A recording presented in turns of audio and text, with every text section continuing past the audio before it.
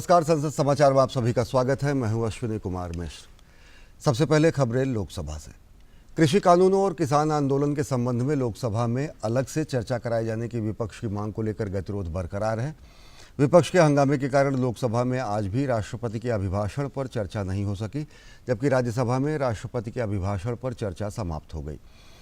सरकार के कृषि सुधार कानूनों के खिलाफ विपक्ष ने लोकसभा में शुक्रवार को लगातार चौथे दिन हंगामा जारी रखा और सप्ताह के आखिरी दिन भी प्रश्नकाल नहीं चलने दिया। इसके कारण अध्यक्ष ओम बिरला ने पहले सदन की कार्यवाही शाम 6 बजे तक और उसके बाद सोमवार 4 बजे तक स्थगित कर दी। सदन की कार्यवाही शुरू होते ही हाथों में तख्तियां लिए विपक्षी दलों के सदस्य अध्यक्ष के आसन के सामने आ गए और सरकार के खिलाफ नारेबाजी शुरू कर दी। अध्यक्ष ओम बिरला ने उत्तेजित सदस्यों को समझाते हुए उनसे आग्रह किया कि कोरोना पर इतना महत्वपूर्ण प्रश्नकाल चल रहा है, आप सब भी इस विषय में अब अगर जानना चाहते हैं और सरकार भी जानकारी देना चाहती है, इसलिए सदन को चलने देना चाहिए। उन्होंने सदस्यों से प्रश्नकाल में सहयोग करने को कहा। अध्यक्ष का कहना था कि प्रश्नकाल बहुत महत्वपूर्ण होता है और हम सभी को यहाँ जनता से जुड़े सवाल पूछने के लिए भेजा गया है। उन्होंने कहा कि प्रश्न करना हर सदस्य का अधिकार होता है और यहाँ पूछे जाने वाले सवालों के प्रति सरकार जवाबदेह होती है, इसलिए सभी सदस्य अपनी सीट पर जाकर प्रश्नकाल चलने दें। विपक्षी सदस्यों ने सदस्य की अपील को अनसुना किया और नारेबाजी जारी रखी। अध्यक्ष ने हंगामे के बीच प्रश्नकाल को आगे बढ़ाते हुए भारतीय जनता पार्टी के विनोद कुमार सोनकर से पूरक प्रश्न पूछने के लिए कहा। विनोद कुमार सोनकर ने स्वास्थ्य मंत्री डॉक्टर हर्षवर्धन से कोरोना से निपटने के लिए आगामी बजट में किए गए 35,000 करोड़ रुपए के प्रावधान का उल्लेख करते हुए सवाल किया कि सरकार इस धन का इस्तेमाल कैसे करेगी। केंद्रीय स्वास्थ्य मंत्री ने जवाब में कहा कि पहले चरण में 3 करोड़ हेल्थ और फ्रंटलाइन वर्कर्स को वैक्सीन लगाने के लिए अधिकांश सहयोग पीएम केयर्स फंड से मिल रहा है। स्वास्थ्य मंत्रालय भी इसमें सहयोग कर रहा है। सांसद सोनकर द्वारा ये पूछे जाने पर कि टीकाकरण का पहला चरण कब समाप्त होगा, स्वास्थ्य मंत्री ने कहा कि अभी कोई नियत तिथि नहीं बताई जा सकती, लेकिन 50 वर्ष से अधिक उम्र के लोगों तथा किसी अन्य बीमारी से ग्रसित लोगों को अगले माह किसी समय टीका लगाने की प्रक्रिया शुरू हो सकती है। उन्होंने कहा कि आने वाले समय में 27 करोड़ लोगों को वैक्सीन लगाए जाने की उम्मीद है। उन्होंने बताया कि वित्त मंत्री ने इस बजट में 35,000 करोड़ रुपए कोविड से रक्षा के लिए रखे हैं। ज़रूरत पड़ने पर इसमें और बढ़ोतरी की जा सकती है। भारतीय जनता पार्टी के ही जगदम्बिका पाल ने एक प्रश्न के जवाब में डॉक्टर हर्षवर्धन ने कहा कि प्रधानमंत्री की देखरेख में वैक्सीन पर एक विशेषज्ञ समूह काम कर रहा है और इस समूह के तहत टीकाकरण की प्रक्रिया चल रही है। करीब 50 लाख लोगों को टीका लगाया जा चुका है। इस सप्ताह फ्रंटलाइन वर्कर्स को टीका लगाने की प्रक्रिया आरंभ होगी। उन्होंने कहा कि अभी 2 टीकों को लगाने की इजाज़त दी गई है। देश में 7 और टीके तैयार हो रहे हैं। इनमें 3 ट्रायल के अंतिम चरण में तथा 2 दूसरे चरण में हैं। केंद्रीय स्वास्थ्य मंत्री ने बताया कि अन्य देशों को भी भारत में बने कोविड-19 के टीकों की आपूर्ति की जा रही है और अब तक 15 देशों को वैक्सीन का निर्यात किया जा चुका है। उन्होंने कहा कि 22 देशों से वैक्सीन के लिए मांग आई है।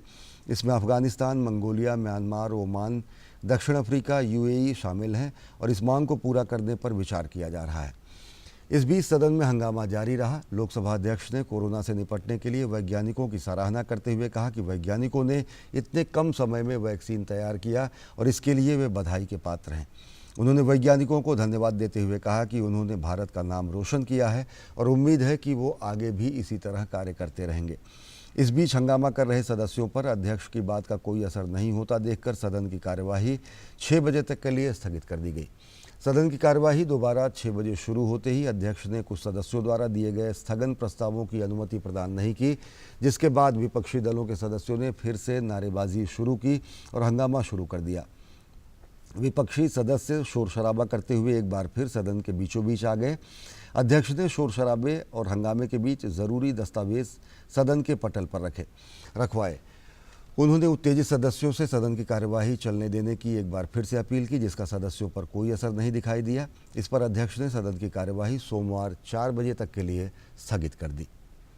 और अब खबरें राज्यसभा से। राज्यसभा में शुक्रवार को भी राष्ट्रपति के अभिभाषण पर धन्यवाद प्रस्ताव पर चर्चा जारी रही। चर्चा के दौरान अन्य मुद्दों के साथ साथ 3 नए कृषि कानून के मुद्दों को प्रमुखता से उठाया गया।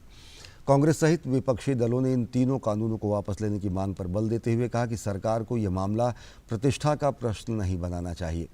कांग्रेस के आनंद शर्मा ने कहा कि महामारी से पहले ही देश की अर्थव्यवस्था चरमरा चुकी है। इसके बाद लॉकडाउन लागू किया गया, जिससे प्रवासी मजदूरों का जो हाल हुआ वो पूरे देश ने देखा। उन्होंने कहा कि लाखों लोगों की नौकरियां चली गई हैं और कई उद्योग हमेशा के लिए ख़त्म हो गए हैं। इसके लिए सीधे सरकार जिम्मेदार है। उन्होंने 26 जनवरी को गणतंत्र दिवस पर ट्रैक्टर परेड के दौरान लाल किले पर हुई घटना पर अफसोस जाहिर करते हुए इसकी निष्पक्ष जांच कराए जाने की मांग की। केंद्रीय कृषि एवं किसान कल्याण मंत्री नरेंद्र सिंह तोमर ने राष्ट्रपति अभिभाषण पर पेश धन्यवाद प्रस्ताव पर हुई चर्चा में कहा कि विपक्षी नेता नए कृषि कानूनों को काला कानून तो बता रहे हैं, लेकिन वे ये नहीं बता रहे हैं कि इनमें गड़बड़ी क्या है। तीनों नए कृषि कानूनों का बचाव करते हुए उन्होंने इसे किसानों के जीवन में क्रांतिकारी बदलाव लाने वाला करार दिया। साथ ही उन्होंने आरोप लगाया कि नए कानूनों को लेकर लोगों को बरगलाया जा रहा है। उन्होंने कहा कि प्रधानमंत्री नरेंद्र मोदी और सरकार किसानों के कल्याण के लिए प्रतिबद्ध है और नए कानूनों का मकसद किसानों की आय में वृद्धि करना है। कृषि मंत्री ने नए कृषि कानूनों के खिलाफ किसानों के आंदोलन को एक राज्य का मसला बताया और कहा कि नए कानूनों में ऐसे कोई प्रावधान नहीं है जिनसे किसानों की ज़मीन छिन जाने का खतरा हो। उन्होंने साथ ही ये भी कहा कि किसान संगठनों के साथ साथ लगातार बातचीत के बावजूद कोई भी संगठन प्रावधानों के पक्ष में आगे नहीं आया जो उन्हें लगता है कि ये विवादास्पद हैं। उन्होंने कहा कि ये कानून किसानों को एपीएमसी मंडियों के बाहर भी अपनी उपज बेचने की अनुमति देते हैं। उन्होंने ये भी कहा कि खुले बाजार में किसानों को मंडियों में लगने वाले कर का भुगतान करने की आवश्यकता नहीं है। कांग्रेस के मल्लिकार्जुन खड़गे ने सरकार पर आरोप लगाया कि किसानों के साथ किए गए वादे पूरे नहीं किए गए और 3 ऐसे कृषि कानून बना दिए गए जो किसानों के हित में नहीं हैं। कृषि मंत्री ने बताया कि प्रधानमंत्री किसान योजना के तहत देश में लगभग 1,15,000 करोड़ रुपए सीधे किसानों के खाते में भेजे गए हैं। देश में लगभग 86% छोटे और सीमांत किसानों का जिक्र करते हुए उन्होंने कहा कि केंद्र ने 6,000 करोड़ रुपए से अधिक की वित्तीय सहायता के साथ 10,000 नए एफपीओ बनाने का फैसला किया है। उन्होंने कहा कि ये एफपीओ छोटे और सीमांत किसानों को खेती के लिए सर्वोत्तम बुनियादी ढांचे का उपयोग करने में मदद करेंगे, साथ ही उन्हें अन्य सहायता प्रदान करेंगे। उन्होंने कहा कि सरकार ने देश में कृषि बुनियादी ढांचे के निर्माण और उत्थान के लिए 1 लाख करोड़ रुपए प्रदान किए हैं। उन्होंने ये भी बताया कि केंद्र द्वारा शुरू की गई 100 किसान रेल ने भी किसानों को बड़े और लाभदायक बाजारों तक पहुंचने में मदद की है।